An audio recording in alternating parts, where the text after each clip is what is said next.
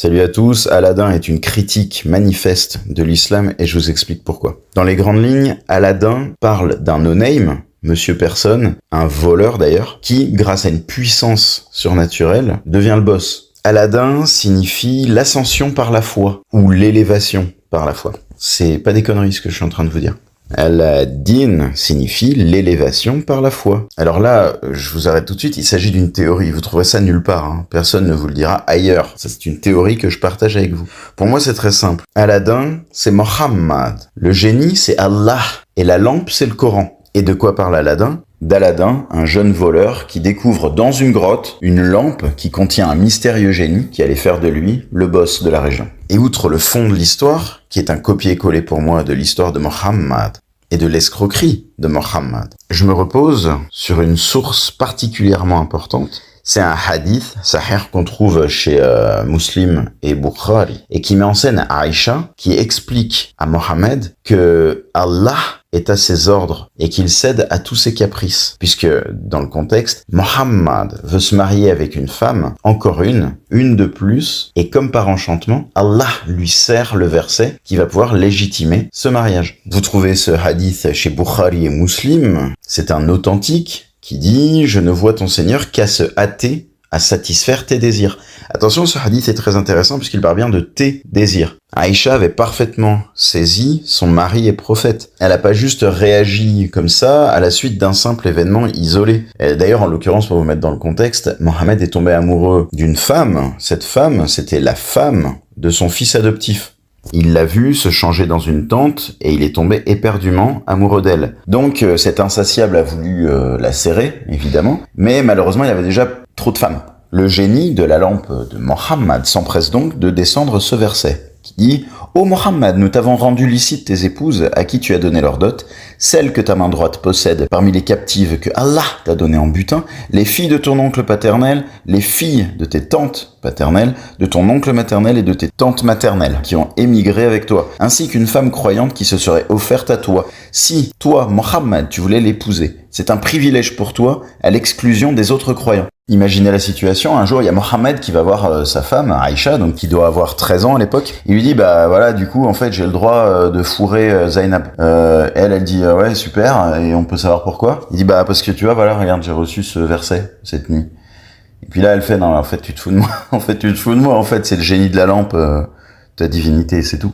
Voilà en clair ce qu'a voulu dire Aïcha dans ce hadith. Ce qui est évidemment plutôt cocasse, et c'est d'ailleurs une des raisons pour lesquelles Aïcha est détesté chez les chiites. Parler de Aïcha à un chiite, il va vous dire « Ah, la salute non, on n'y croit pas, machin, nanana. » On n'y croit pas du tout. Bon, il y a deux raisons. Premièrement, parce que c'était la fille d'Abou Bakr, donc évidemment, le calife qui est devenu calife à la place du calife Ali, le prince Ali, ça c'est bien lui. Mais en plus, parce que si on écoute Aïcha, on constate qu'elle doutait taquet de son mari et prophète. N'oubliez pas que Aïcha s'est pris un coup par Mohammed, elle s'est fait cogner sur la poitrine, ça lui a fait mal d'ailleurs. Pourquoi ? Parce qu'en fait, elle avait des suspicions. Elle n'avait pas confiance en son mari et prophète, puisque l'histoire de ce hadith raconte qu'à un moment donné, Mohammed s'est levé pendant la nuit et sorti. Et Aïcha, n'ayant pas confiance, s'est levée et l'a suivi. Quand on a confiance en quelqu'un, on ne se lève pas la nuit pour le suivre. On se dit, s'il sort, c'est qu'il a une très bonne raison. J'ai une confiance limpide en lui. En plus, c'est un prophète de Allah. Donc a priori, je n'ai strictement aucun risque. En l'occurrence, pas du tout. Aïcha avait des doutes. Et d'ailleurs, quand vous regardez bien, je pourrais d'ailleurs vous établir une liste de toutes les jalousies de Aïcha, c'est toujours pour une meuf. Parce qu'en fait, il faut bien se rendre compte d'une chose. Dans Aladdin, l'argent, c'est un outil qui le mène à deux choses, le pouvoir et la femme. Et attention, là, je vous parle pas du Aladdin valeureux qu'on a chez Disney. Je vous parle de l'authentique. Aladdin et la lampe mystérieuse. Et d'ailleurs, il y a des choses qui sont très troublantes, puisque dans le conte originel, la princesse ne s'appelle pas Jasmine. Elle s'appelle Badr al-Boudour, ce qui signifie, accrochez-vous bien, la pleine lune des pleines lunes. Et là, on en revient à la première bataille de Mohammed, qui a fait de lui l'homme vénéré qu'il est chez les Arabes, le prince des voleurs. C'est la fameuse bataille de Badr. Et que veut dire Badr ? Ça veut dire tout simplement la pleine lune. La bataille de Badr, c'est donc un braquage de caravane. Clairement, on lira la bataille de Badr. Vous verrez qu'en fait, les musulmans glorifient un braquage de caravane. Ni plus ni moins. Eh bien, ce braquage de caravane, qui est l'élément fondateur des musulmans, je veux dire, c'est pas rien, hein, la bataille de Badr. Eh bien, c'est un braquage de caravane qui est fait sous le témoignage de la pleine lune. Et tout ça, ça nous ramène aux origines idolâtres de l'islam, etc. Aladin, il faut le voir avec les lunettes de la critique islamique et vous allez halluciner. Tout apparaît. Alors, je parle bien du Aladin originel. Là, le Aladin que vous avez à l'écran, c'est le Aladin Disney qui est fait pour les enfants, etc., où tout a été, disons, simplifié. Mais lorsqu'on analyse le Aladin originel, on s'aperçoit que c'est un crachat au visage de l'islam. Et d'ailleurs, pour développer encore un petit peu, rappelez-vous bien, et ça Disney l'a gardé, rappelez-vous bien que Aladin, il en a rien à foutre de la lampe, initialement. C'est-à-dire qu'il a été tenté par la lampe à la suite de l'injonction de Jafar. Alors, Jafar, il y a un personnage semblable dans le conte de Aladin originel, mais ce n'est pas un vizir. C'est un magicien obscur qui vient d'ailleurs de la région qui aujourd'hui est le Maroc, hein, El Maghrib. Mais dans tous les cas, c'est un personnage maléfique qui s'intéresse à cette lampe au départ. Et c'est Aladin qui va en tirer les bénéfices. N'oubliez pas, et d'ailleurs ça Disney l'a gardé, que Aladin c'est un diamant d'innocence, alors qu'en fait c'est un voleur. Donc en fait il n'est pas du tout innocent.